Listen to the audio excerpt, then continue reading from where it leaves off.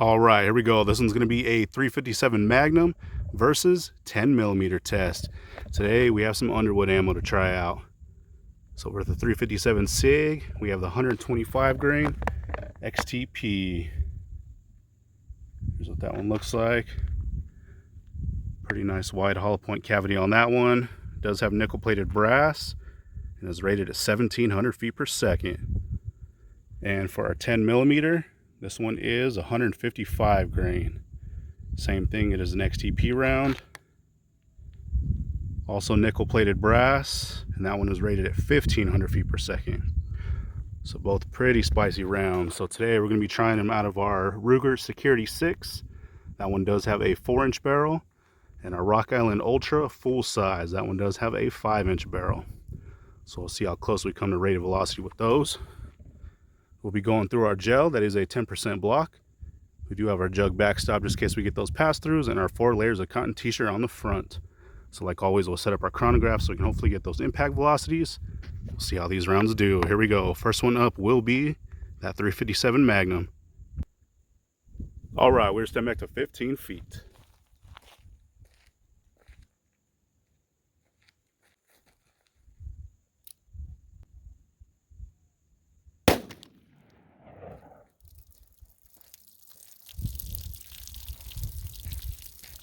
All right, let's see how we did on that one.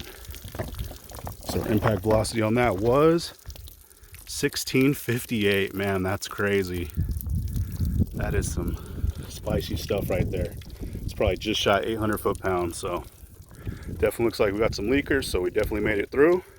All right, so let's see how we did. This looks like a nice entry hole on that one. You can see it right down in there. Nice, huge entry hole, good star pattern so far. Let's check it out from the top. And man, yeah, that's a pretty good stretch cavity on that one. We'll have to flip it over so we can get the full effect, but definitely pretty wide cavity on that one. So see if we can get a measurement on that one. Looks like we are right at 3.5 inches, so not too bad at all. Let's check it out from the side. Oh yeah, you could definitely tell from the side a little bit better. But it looks like as soon as it came in, it started opening up right away. Some major damage. It looks like it carried all the way through. We did stop that one in the second jug. So, and from the side, we are at 3 inches. So not as good from, or not as wide from the side, but still quite a bit of damage. So what I'll do is I'll flip this block over so we can get a little bit better picture. And we'll set it for that 10 mil. All right, so here's from the other side. Hopefully you guys can see it a little bit better. But figured I'd show it just in case we end up colliding with that 10 mil or kind of ends up getting together. So let's see, from up here, looks like we're at 3.5 inches. So pretty big cavity on that one, and there is some fragments down in there. So here we go. We're gonna try that 10 mil. All right, we're stepping back to 15 feet.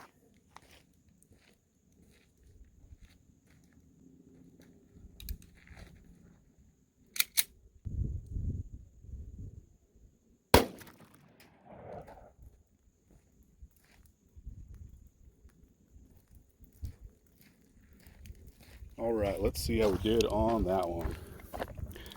So it looks like our impact velocity on that was 1494, so just shy of rated. So definitely really good to see, and it looks like we do have some leakers, so we made it through. All right, let's see how we did on that one. Looks like we got a nice entry hole on that one, and same thing as that last shot. Nice wide hole right there. You can see right down in that one too.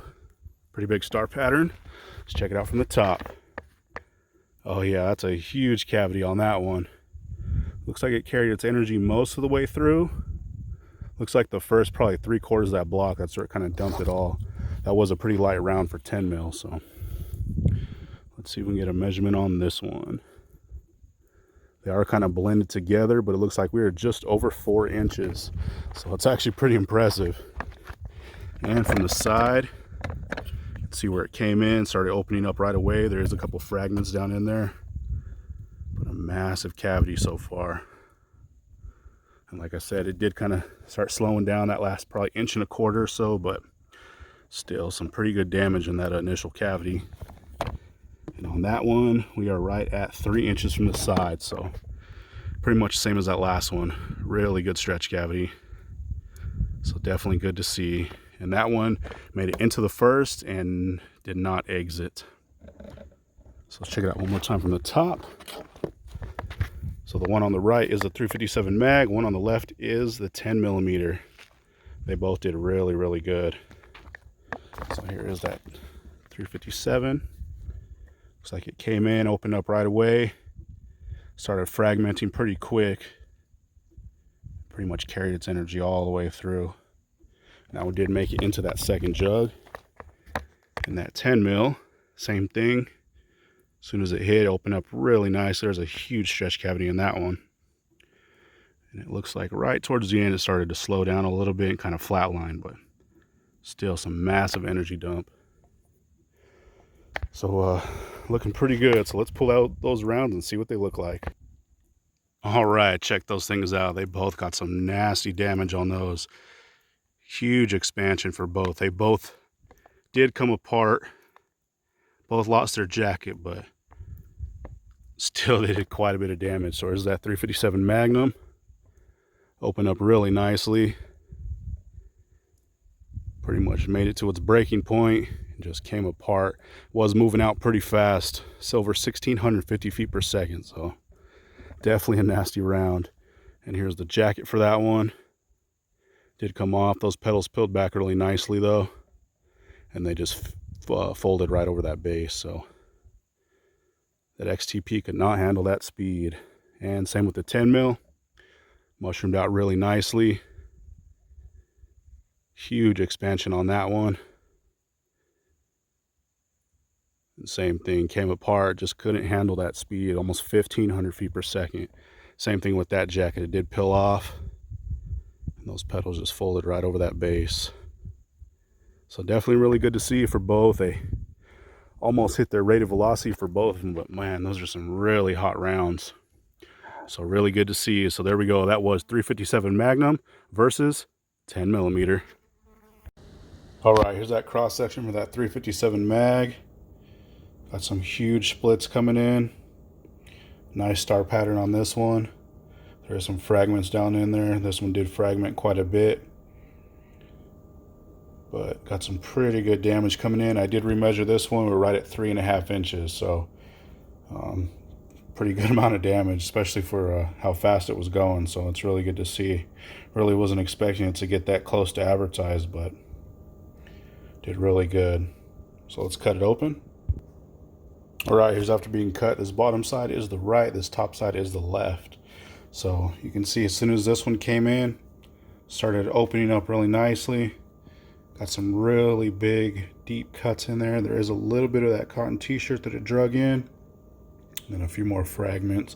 I pulled out a couple right there. There's not too many, but definitely did come apart. But those pieces are so tiny, so they're kind of hard to pick out. But quite a bit of damage. Pretty big stretch cavity all the way through. It probably would have been a little bit better if I got a better shot on it, but I think we'll take it. And I will retest this again up against 357 SIG and a few other rounds. So this one was just the first one that you guys wanted to see, so had to get it done. So here's the top side, or the left side. Same thing on this one. Came in, opened up, a few more fragments. You can see that nice wide stretch cavity going through there. And it really jumbled this stuff up. It's a nasty looking wound channel right there. Same thing with this one, just pretty much came apart. It's kind of hard to get down in there, but really, really deep cuts. A lot more fragments, but man, that's some really nasty stuff right there. And one more angle. See right there, it kind of came apart, but really big cuts. A little bit more of that cotton t-shirt, but there we go. There was that 357 mag at over 1,650 feet per second. All right, and here's that cross section for that 10 millimeter. This one got some massive damage on this one too. Very big splits. Nice and wide, a few fragments in there, cotton t-shirt. Same thing on this side. I did remeasure this one also. We were right at 4 inches. In between 3 3/4 and 4 inches at its widest. But I was actually pretty impressed with this one on how well it did and how close both of them actually came to rated velocity. But this one had 5 foot-pounds more than that 357 Magnum. Not enough to make a difference really, but still, man, that thing really came in here and started tearing this stuff up. So let's cut it open. All right, and here's after being cut open. This one is the right side, this top one is the left side. So same thing like that 357 Magnum, it's just creating a crazy amount of damage in here. We didn't get the best shot on this one either, but still, man, the amount of damage it did is just nuts. There's quite a few fragments going in through here too, so I will pick all those out. But you can see as soon as this one came in, opened up really nicely, and just started getting some huge, deep cuts. Like I said, at its widest point, they're 4 inches wide down in there, so really good stuff. I believe that this one, along with that 357, were just shy of 800 foot-pounds. That's super impressive for both these rounds. Same thing with this side. You can see where it came in, opened up. Another wide, super wide stretch cavity. And same thing, nasty looking gel. Lots of fragments down in there. All the way through, super deep cuts. So there we go, there was that 10 millimeter. Actually, one last look from this angle. Really deep cuts, lots of fragments. Definitely some nasty stuff. So there we go, there was that 10 millimeter Underwood XTP round.